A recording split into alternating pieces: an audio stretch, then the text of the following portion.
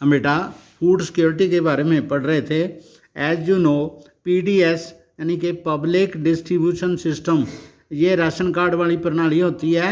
यहाँ पर लोगों को राशन कार्ड के ऊपर उनके नाम दर्ज होते हैं। वहाँ पर एक जो बैंक एक होता है, ढोल डिपो होता है, वहाँ पर सरकार का सामान आता है और वहाँ से उनको सामान डिस्ट्रीब्यूट किया जाता है कम रेट पर। तो PDS is the program which provides food grains and other essential commodities at subsidised prices in rural and urban areas. शहरी और देहाती क्षेत्रों में ऐसा एक सिस्टम होता है वितरण प्रणाली का, जो सार्वजनिक वितरण प्रणाली है। उसमें गेहूं, अनाज और दूसरी चीज़ों को कम रेट पर लोगों को दिया जाता है। India's food security policy has a primary objective to ensure availability of food grains to the common people at an affordable price। तो सरकार जो होता है उसका फूड सिक्योरिटी का ये प्रोग्राम है, उसमें सार्वजनिक वितरण प्रणाली द्वारा जो लोग कम प्राइस पर, जो आम लोग हैं, उनको एक अफोर्डेबल प्राइस पे सामान मुहैया कराया जाता है। It has enabled the poor to have access to food, तो उनको भोजन की उपलब्धता होती है जिनमें दम नहीं होता। The focus of the policy is on growth in agriculture production and on fixing the support price for procurement of wheat and rice. तो इसमें ये भी योगदान होता है साथ में कि खेतीबाड़ी की उपज को बढ़ाया जाए और उसका एक फिक्स प्राइस दिया जाए गेहूं और चावल का। टू मेंटेन देयर स्टॉक्स, और उनके स्टॉक्स को मेंटेन रखा जाए ताकि अगर सूखा पड़ जाए या अनाज की कमी हो तो भी सप्लाई को जारी रखा जाए। Food corporation of India is responsible for procuring and stocking food grains. तो एक कंपनी इंस्टीट्यूशन है फूड कॉरपोरेशन ऑफ इंडिया, ये सेमी गवर्नमेंट अदारा है जो कि अनाज को स्टोर करने पर ध्यान देता है। Whereas distribution is ensured by public distribution system, जो पीडीएस है उसमें एक स्टेट वाइज मतलब इसका सिस्टम अलग अलग है। The FCI procures food grains from the farmers at the government announced minimum support price. तो जो एफसीआई फूड कॉरपोरेशन है वो जब किसान फसल काट कर दाने अनाज वगैरह मंडी में लेके आते हैं तो वहाँ से वो सरकार के घोषित एक रेट पर, एमएसपी उसको कहते हैं, मिनिमम सपोर्ट प्राइस पर, उस पर वो किसानों से अनाज खरीदते हैं। The government used to provide subsidies on agriculture input such as fertilisers, power and water. तो सरकार जो होती है बिजली, पानी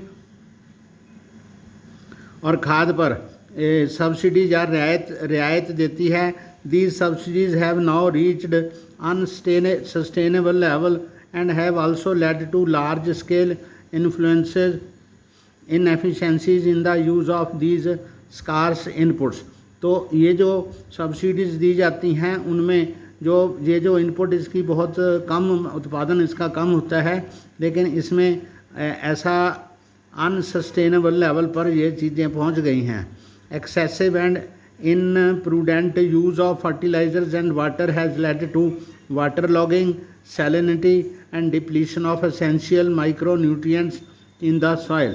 तो इससे पानी की अधिकता, जो पानी की, जैसे बिजली की सब्सिडी दी जाती है तो लोग पानी को पूरे दम से निकालते हैं ज़मीन में से, और ग्राउंड लेवल जो है वो कम हो गया है, और सॉइल पर बार बार खाद यूज़ करने पर जो फसल है उसकी जो क्वालिटी है वो कम हो गई है। कहीं कहीं वाटर लॉगिंग होता है, कहीं कहीं पानी में नमक ज़्यादा हो गया है, और कहीं पर पानी जो मिट्टी है उसके न्यूट्रिएंट्स कम हो गए हैं। The high MSP subsidise in input and committed FCI purchases have distorted the cropping pattern. तो उससे फूड कॉरपोरेशन ऑफ इंडिया जो ऐसे खरीदती है तो उसमें किसान जो हैं ऐसी फसलें ही ज़्यादा बोते हैं जिनसे उनको पैसा मिलता है, तो उससे क्रॉपिंग पैटर्न जो है प्रभावित हो गया है।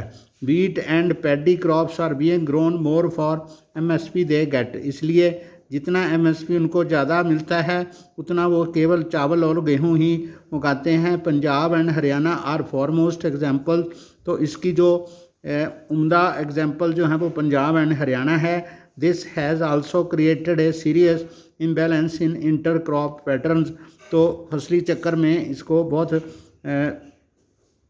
नुकसान हुआ है। You already know that the consumers are divided into two categories. तो हमें आपको पता ही है कि जो उपभोक्ता हैं वो दो कैटेगरी में बंटे हुए हैं।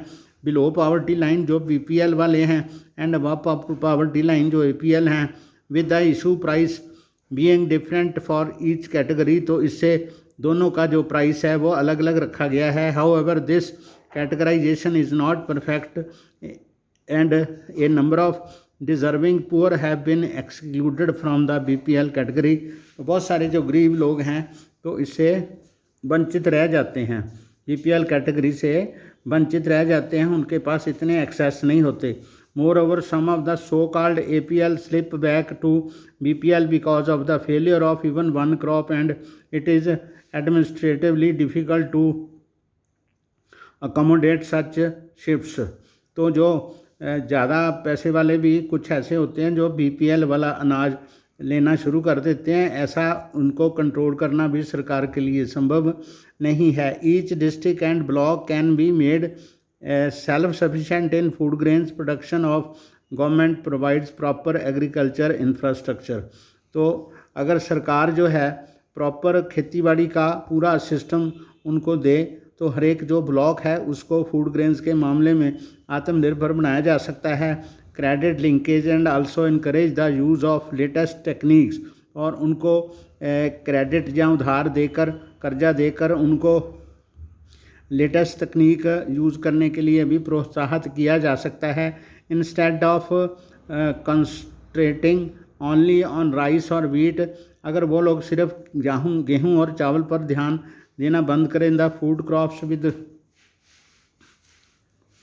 Better growth potential in the particular area must be encouraged. तो एक क्षेत्र में जो कोई और फसल जो ज़्यादा वहाँ उगती है उसको प्रोत्साहन दिया जाना बढ़िया है। Creations of necessary infrastructure like irrigation facilities, availability of electricity etcetera may also attract private investment in agriculture. तो अगर वहाँ पर सिंचाई की मजबूत सुविधाएं हों और बिजली का पूरा वातावरण बना हो तो भी एग्रीकल्चर में प्राइवेट लोगों की इन्वेस्टमेंट को प्रोत्साहित किया जा सकता है। The focus on increasing food grains production while which should be on a sustainable basis and also free trade to again in grains will create massive employment and reduce poverty in the rural areas. तो इसमें अगर दूसरी फसलों के साथ गेहूं की उनका उत्पादन किया जाए और ऐसे सस्टेनेबल बेसिस पे किया जाए और उनका व्यापार थोड़ा मुक्त किया जाए तो लोगों में रोज़गार भी बढ़ सकता है और गरीबी भी दूर हो सकती है। There has been a gradual shift from cultivation of food crops to cultivation of fruits.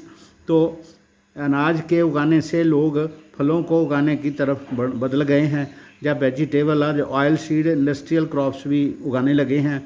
This has led to the reduction in net sown area. तो इससे जो नेट सोन एरिया जो है, जितना ज़्यादा से ज़्यादा फसल जहाँ पर उगाई जाती है वो क्षेत्रफल जो है वो कम हो गया है। अंडर सीरियल्स एंड पल्सेस पर दालों का भी उसमें कमी आ गई है। With the growing population of India the declining food production puts a big question mark over the countries future food security. तो भारत की जो फूड सिक्योरिटी है उसके ऊपर इससे एक खतरा मंडरा रहा है। The competition for land between non agriculture usages such as housing etcetera and agriculture has resulted in reduction in the net sown area. तो मकान बनाने के लिए, घर बनाने के लिए, सड़कें बनाने के लिए भी उसी जगह की ज़रूरत पड़ती है जो हमें खेतीबाड़ी के लिए चाहिए, तो उसमें भी खेतीबाड़ी को नुकसान होता है। The productivity of land has started showing A declining trend. तो ज़मीन की जो गुणवत्ता है वो भी कम हो रही है। Fertilisers, pesticides and insecticides which once showed dramatic results. पहले जब कीड़े मार दवाइयाँ और खादें जो डालते थे, रासायनिक खाद, उनसे बहुत नाटकीय उत्पादन होता था ज़्यादा, are now being held responsible for degrading the soil, उनसे मिट्टी की गुणवत्ता में कमी आने का उन पर धब्बा लग रहा है। Periodic scarcity of water has led to the reduction of area under irrigation, तो सिंचाई की सुविधा भी उसको भी नुकसान पहुंच रहा है क्योंकि पानी की कमी हो रही है। Insufficient water management has led to water logging and salinity, तो जो उसका कुप्रबंध जो है उससे नमक की मात्रा और पानी जमा होना, जहाँ सेम वगैरह ऐसी चीज़ें हैं तो वो भी ऐसे कम हो रही हैं। तो हम यहाँ तक पढ़ेंगे।